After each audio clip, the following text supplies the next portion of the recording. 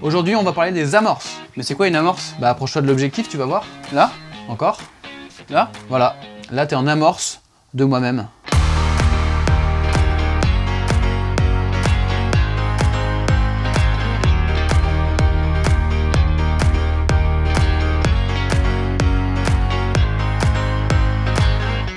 Bonjour à tous. Si je vous dis filmer avec une amorce, vous allez peut-être pas comprendre ce que ça veut dire. Mais pourtant, je suis sûr que vous avez tous déjà vu au moins des centaines de plans filmés avec des amorces, que ce soit dans les films, dans les séries, dans les émissions télé, bref, il y en a partout. Ça consiste à venir se servir d'un élément flou au premier plan pour rajouter de la profondeur à notre image. Si on prend l'exemple de ce premier plan, là on le voit sans amorce, et là on a le même plan, mais avec le grillage en amorce. Et on voit que le rendu n'est pas du tout le même. Deuxième exemple, j'ai filmé un passage de tramway sans amorce, en faisant un petit travelling vers la gauche, et après j'ai refilmé ce même plan. Je leur ai dit, bon les gars là, on fait reculer ce tramway là, moi j'ai un deuxième plan à faire hein. Non mais oh. Mais cette fois-ci je me suis mis derrière un grillage. Et finalement vous voyez, le rendu n'est pas du tout le même. Ça rajoute de la profondeur, ça rajoute un premier plan à notre image. Alors maintenant qu'on a compris le principe de l'amorce, on peut se demander quelle intention on a envie de transmettre en utilisant cette technique. Donc je vais vous présenter plusieurs utilisations possibles de l'amorce.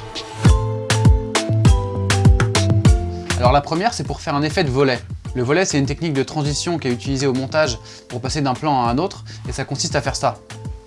Bon, c'est vrai que c'est une méthode au montage qui est un peu vieillotte, ça fait pas très moderne d'utiliser ce genre de transition. Par contre, quand on utilise cette technique, non pas au montage mais au tournage, là ça fait joli. Par exemple, ce plan du parc Montsouris, il est joli mais il est assez statique. Si on l'introduit avec un effet de volet en se mettant derrière un arbre, le résultat n'est pas du tout le même. Ça crée un effet de découverte progressive de la scène. Voilà d'autres exemples d'amorce en volet. Ça peut être très pratique pour introduire une scène ou alors pour faire transition entre deux scènes. Et le volet peut être vertical comme les exemples qu'on a vus, ou alors horizontal comme ici. Deuxième utilisation possible de l'amorce, c'est pour créer un effet de mouvement. Si on veut filmer un sujet immobile et qu'on se place derrière une grille et qu'on bouge légèrement, comme sur ces deux plans par exemple, on va créer un effet de mouvement qu'on n'aurait pas eu si on était resté devant la grille. Alors ça marche aussi si on filme un sujet mobile, par exemple un jogger. Si on se place devant la grille, le plan est plutôt fade, alors que quand on passe derrière la grille, je trouve que ça accentue l'effet vitesse de la course. Troisième situation où on peut utiliser des amorces, c'est quand on a envie de faire ressentir à notre spectateur que notre personnage est observé par un œil extérieur. Par exemple ce plan, plutôt anodin, avec des gens qui sont assis sur un banc, dès qu'on met les feuilles en amorce, tout de suite on a l'impression d'être dans la peau d'un tueur en série qui observe ses prochaines victimes. Et là je vous montre pas la suite parce que c'est une boucherie.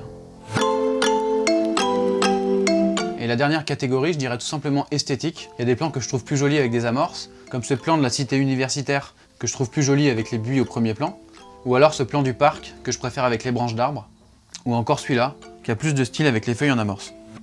Bon, c'est bien beau tout ça, mais maintenant comment on fait pour tourner avec une amorce? Bon, on va aller voir ça tout de suite au parc Montsouris. Alors dans cet exemple, je vais me servir de l'arbre pour faire apparaître la scène que je veux filmer. Donc le but c'est de se rapprocher le maximum de l'arbre pour qu'il soit le plus flou possible. Et après je fais un mouvement latéral en essayant de rester bien stable.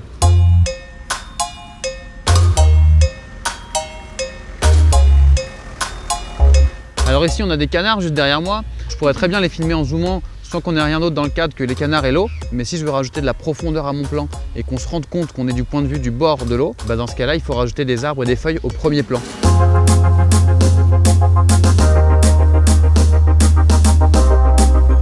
Alors ici je veux filmer le monsieur qui est là-bas assis sur le banc et le but c'est de prendre cette barrière en amorce.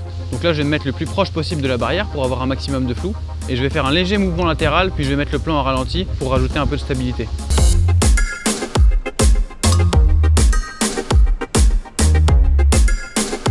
Ah oui, dernière chose, j'ai pas parlé des amorces dans les dialogues. Quand on filme une discussion entre deux personnes en champ contre champ, on place le personnage qui parle net d'un côté de l'image et on filme toujours en amorce l'autre personnage de l'autre côté de l'image. Ça permet de mieux comprendre à qui s'adresse le personnage qui parle. Voilà, donc pour résumer, des fois on peut croire qu'avoir un objet entre la caméra et ce qu'on filme, c'est gênant. On peut avoir tendance à vouloir tout enlever pour avoir une vision la plus propre possible. Mais si c'est réfléchi esthétiquement, ça peut avoir un très joli rendu de placer un objet entre la caméra et le sujet, ou alors de se rapprocher d'un objet qui fait déjà partie du décor. Mais attention, les amorces sont à utiliser à petite dose pour que l'effet soit bien mis en valeur. Maintenant, il ne vous reste plus qu'à vous entraîner, c'est faisable avec n'importe quelle caméra, même un smartphone. Et si cette présentation des amorces vous a plu, abonnez-vous parce qu'il se pourrait qu'il y ait d'autres astuces de tournage qui arrivent très vite.